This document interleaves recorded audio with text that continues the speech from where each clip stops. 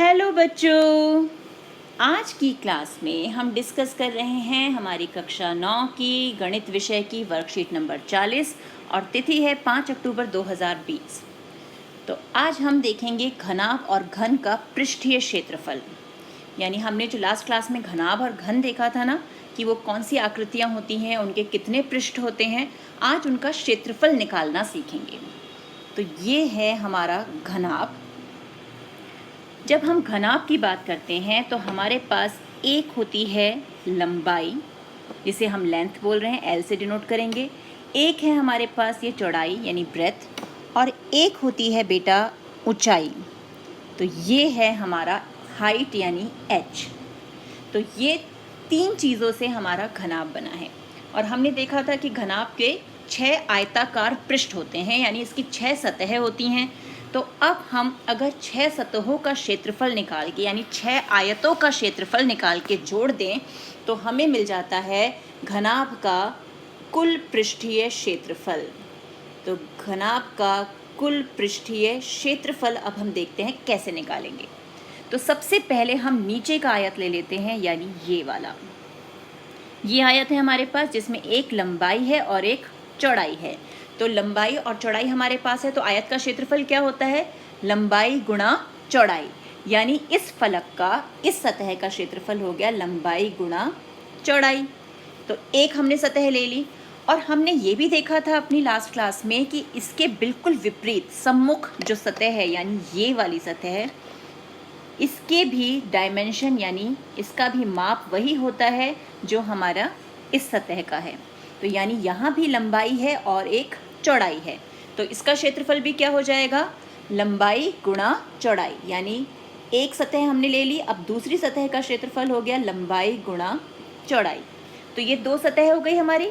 अब लेते हैं हम ये वाली सतह, यानी ये वाला आयत। इस आयत में हमारे पास चौड़ाई है यानी b, और क्या है हमारे पास है h।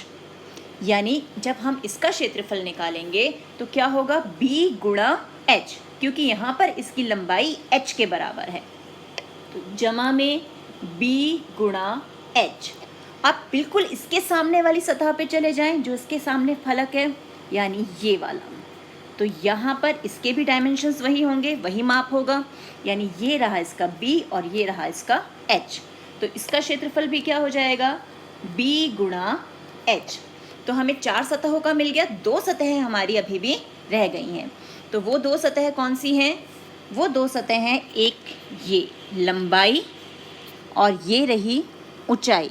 यानी ये जो बिल्कुल फ्रंट वाली सतह है लंबाई और ऊंचाई वाली, यानी ये वाली सतह जो हम देख रहे हैं, ये हमारी रह गई थी। तो ये है लंबाई और ये रही ऊंचाई। तो इसका क्षेत्रफल, इस आयत का क्षेत्रफल क्या हो जाएगा? लंबाई गुणा ऊंचाई।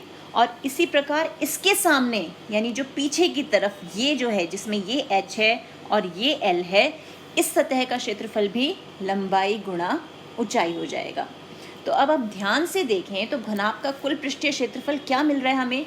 2 बार तो हमारे पास l गुणा b आ गया, यानी 2lb, जमा 2 बार bh मिला हमें, यानी 2bh, और 2 बार ही हमें lh मिला, यानी 2lh। और अब हम इसमें से 2 कॉमन निकाल लें तो अंदर बचा lb plus bh plus lh। तो ये हो गया हमारा घनाभ का कुल पृष्ठीय क्षेत्रफल। अब अगर हम इसका टॉप यानी ऊपरी सतह, ये वाली सतह, और निचली सतह यानी ये सतह, ये हटा दें तो हमारे पास जैसे कमरे में हम दीवार रखें और छत और फर्श को हटा दें, क्योंकि कमरा तो हमारा घनाभ का सबसे बड़ा उदाहरण है। तो हम कमरे में से सिर्फ दीवारों को रखें और छत और फर्श को हटा दें तो क्या होगा? तब क्षेत्रफल क्या होगा? उसको हम बोलते हैं पार्श्व पृष्ठीय क्षेत्रफल, यानी जिसमें ना टॉप होगा ना बॉटम होगा। यानी दोनों बार हमारे पास से क्या चला गया? एक L और एक B, और इसी प्रकार यहाँ से भी L और B खत्म हो गया। तो हमारे पास क्या बच जाएगा? LB को हटा के हमारे पास बचा 2BH जमा 2LH। यहाँ भी हम 2 कॉमन निकाल लें तो BH जमा LH। तो हमारे पास ये आ गया घनाभ का कुल पृष्ठीय क्षेत्रफल 2 गुणा ब्रैकेट में LB plus BH plus LH। और जब हम पार्श्व पृष्ठीय क्षेत्रफल की बात करेंगे, जिसे हम कर्व सरफेस एरिया भी कहते हैं, तब हम छत और फर्श को हटा के सिर्फ दीवारों का क्षेत्रफल लेंगे, यानी सिर्फ 4 दीवारें, 4 आयत, उनका हम क्षेत्रफल लेंगे। तो ये तो हो गया हमारा घनाभ का कुल पृष्ठीय क्षेत्रफल और पार्श्व पृष्ठीय क्षेत्रफल। अब हम देखते हैं कि इससे संबंधित प्रश्नों को कैसे हल करना है हमने। अब उदाहरण के लिए कमरे की लंबाई चौड़ाई ऊंचाई, लंबाई चौड़ाई ऊंचाई यानी L, B और H, ये हमें दे रखा है। कमरे का संपूर्ण पृष्ठीय क्षेत्रफल ज्ञात कीजिए, यानी कमरे का पूरा पृष्ठीय क्षेत्रफल निकालना है। और फिर बी पार्ट में है 7 रुपये 50 प्रति मीटर स्क्वायर की दर से इस कमरे की दीवारों और छत पर सफेदी कराने का व्यय ज्ञात कीजिए। तो सबसे पहले पहला है हमारा, जिसमें हमें कमरे का संपूर्ण पृष्ठीय क्षेत्रफल या कुल पृष्ठीय क्षेत्रफल जिसे हम कहते हैं वो निकालना है। तो अब यहाँ पर कमरे की लंबाई L 5 मीटर, B 4 मीटर और H 3 मीटर है। तो संपूर्ण पृष्ठीय क्षेत्रफल का फॉर्मूला हमें पता है, हमने वैल्यूज़ रखी, गुणा किया तो हमारे पास आ गया 94 और इसकी इकाई मैंने आपको बताया था मीटर स्क्वायर। अब हमें निकालना है कमरे की दीवारों और छत का क्षेत्रफल, यानी कमरे की 4 तो दीवारें हो गई और 1 छत, यानी हम फर्श को नहीं ले रहे हैं, तो हमारा 1 LB कम हो गया, क्योंकि दीवार मतलब जो हमारी छत है और जो फर्श है वो L इंटू B होता है। तो फर्श हटा दिया तो सिर्फ 1 LB रह गया, पर दीवारें 4 हैं तो 2 BH और 2 LH हमारे पास हैं। इनका मान रखा, वैल्यू रखी सारी, और हमें आंसर क्या मिल गया, 2 गुणा 27 जमा 20 यानी 74 मीटर स्क्वायर। ये हमारे पास उत्तर आ गया। तो कमरे की दीवारों और छत का क्षेत्रफल 74 मीटर स्क्वायर है और हमें उसका खर्च भी निकालना है, व्यय। तो क्या करेंगे, 1 मीटर स्क्वायर का तो 7 रुपये 50 पैसे है, तो 74 मीटर स्क्वायर के लिए हम उसे उस जो हमारा व्यय है 1 मीटर स्क्वायर का, उससे गुणा कर देंगे। उत्तर आ गया 555 रुपये। तो इस प्रकार हम जो हमारा फॉर्मूला है उसे यूज़ कर सकते हैं। अब देखते हैं घन के लिए। तो घन के लिए भी सेम इसी ढंग से हमें क्या निकालना है, संपूर्ण पृष्ठीय क्षेत्रफल और पार्श्व पृष्ठीय क्षेत्रफल। तो हमें घन का तो पता है, घन कितने वर्ग से मिलकर बना है, 6 वर्गों से। और एक वर्ग का जो क्षेत्रफल होता है वो क्या होता है, भुजा गुणा भुजा, यानी A गुणा A, जिसे हम कहते हैं A स्क्वायर। तो ऐसे 6 वर्ग जब हम मिला देंगे तो क्षेत्रफल क्या हो जाएगा, 6A स्क्वायर। तो ये है टोटल सरफेस एरिया, यानी कुल या संपूर्ण पृष्ठीय क्षेत्रफल घन के लिए। और जब हम पार्श्व पृष्ठीय क्षेत्रफल की बात करेंगे, यानी दोबारा से एक तो ये वर्ग कम हो गया और एक नीचे का वर्ग कम हो गया, तो 4 दीवारें बची, 4 दीवारें यानी 4 वर्ग, और एक वर्ग का क्षेत्रफल A स्क्वायर, तो 4 वर्गों का कितना हो गया, 4A स्क्वायर। यानी घन का पार्श्व पृष्ठीय क्षेत्रफल या लेटरल सरफेस एरिया जो है वो हो गया 4A स्क्वायर। अब इसको भी देखते हैं उदाहरण में कि कैसे इस फॉर्मूले को हम यूज़ करेंगे। तो 1.5 मीटर भुजा वाली एक घनाकार पानी की टंकी का संपूर्ण पृष्ठीय क्षेत्रफल तथा पार्श्व पृष्ठीय क्षेत्रफल ज्ञात कीजिए। तो यानी TS से भी निकालना है और LS से भी निकालना है, उसे हम CS से भी बोलते हैं, कर्व्ड सरफेस एरिया भी बोलते हैं। यदि इसके चारों बाहरी पृष्ठों पर 25 सेंटीमीटर भुजा वाली वर्गाकार टाइलें लगवाई जाएं तो कितनी टाइलों की ज़रूरत होगी। तो सबसे पहले तो हम TS से यानी संपूर्ण पृष्ठीय क्षेत्रफल निकाल लेते हैं, 6A स्क्वायर, और ये हमारा हल आ गया, उत्तर हो गया। फिर अब पार्श्व पृष्ठीय क्षेत्रफल, तो 4A स्क्वायर, ये गुणा किया, हमारे पास सेंटीमीटर स्क्वायर में, पहले हमने मीटर स्क्वायर में उत्तर निकाला और फिर उसे सेंटीमीटर स्क्वायर में बदला। किस प्रकार, 1 मीटर में कितने सेंटीमीटर होते हैं हमारे, 100 सेंटीमीटर होते हैं, यानी 100 और उसका भी स्क्वायर, तब सेंटीमीटर स्क्वायर होगा, यानी 9 गुणा 1 2 3 4, तो उत्तर आ गया हमारे पास 90,000 सेंटीमीटर स्क्वायर। अब एक टाइल का क्षेत्रफल 25 सेंटीमीटर उसकी भुजा है और टाइल भी वर्गाकार है, तो टाइल का क्षेत्रफल भी A गुणा A, यानी 25 गुणा 25 625 सेंटीमीटर स्क्वायर। और टाइलों की संख्या निकालनी है तो हम क्या करेंगे, हमारे जो 90,000 का जो हमारा क्षेत्रफल आया है उसे 625 से, यानी एक टाइल के क्षेत्रफल से भाग कर देंगे और उत्तर आ गया हमारे पास 144 टाइलें। हो गया ये भी हल। अब है हमारे प्रयास की बारी, यानी हमें हल करने हैं प्रश्न। एक घनाकार डिब्बे का एक किनारा 10 सेंटीमीटर लंबाई का है तथा एक अन्य घनाभाकार डिब्बे की लंबाई, चौड़ाई और ऊंचाई क्रमशः 12.5 सेंटीमीटर, 10 सेंटीमीटर और 8 सेंटीमीटर है। तो किस डिब्बे का पार्श्व पृष्ठीय क्षेत्रफल अधिक है और कितना अधिक है, और किस डिब्बे का कुल पृष्ठीय क्षेत्रफल कम है और कितना कम है, तो ये हमें हल करना है। तो यहाँ पर हमें क्या दिया हुआ है, एक तो घनाकार डिब्बा दिया हुआ है और एक डिब्बा दिया है घनाभाकार, यानी एक हमारे पास क्यूब है और एक क्यूबॉइड है। उनकी हमें माप भी दे रखे हैं। पहले हमें निकालना है पार्श्व पृष्ठीय क्षेत्रफल और चेक करना है कि किसका ज़्यादा है, घन का या घनाभ का, और फिर निकालना है कुल पृष्ठीय क्षेत्रफल, ये चेक करना है किसका कम है, घन का और घनाभ का, और कितना कम है, ऐसे ही कितना वो अधिक है। तो इसे हल करते हैं। तो ये है हमारा हल 1। तो हमारे पास जो घन आकार का जो डिब्बा है उसमें क्या दिया हुआ है, हमें उसकी एक भुजा दे रखी है 10 सेंटीमीटर की। तो ए हमारे पास 10 सेंटीमीटर है, तो सबसे पहले हमें निकालना है उसका पार्श्व पृष्ठीय क्षेत्रफल यानी LSA, जो होता है 4A², यानी 4 गुणा ए है 10, 10 का स्क्वायर यानी 400 सेंटीमीटर स्क्वायर आ गया हमारा घन का LSA। अब बारी आई घनाभ की। तो घनाभ में हमें क्या क्या दिया हुआ है, L दिया हुआ है, L दिया है 12.5 सेंटीमीटर, B दिया है 10 सेंटीमीटर और H दिया है 8 सेंटीमीटर। तो अब इसका LSA निकालें, यानी पार्श्व पृष्ठीय क्षेत्रफल। तो ये हो गया हमारे पास 2 गुणा BH जमा LH। तो इसको हल करें, B की जगह B का मान रखा 10, H की जगह 8 जमा L यानी 12.5 गुणा H यानी 8, और इसे हल करके हमारे पास उत्तर आया 2 गुणा 80 जमा 100 यानी 360 सेंटीमीटर स्क्वायर। अब जल्दी से देखकर बताओ कि घन का LSA ज़्यादा है या घनाभ का, किसका ज़्यादा है, शाबाश।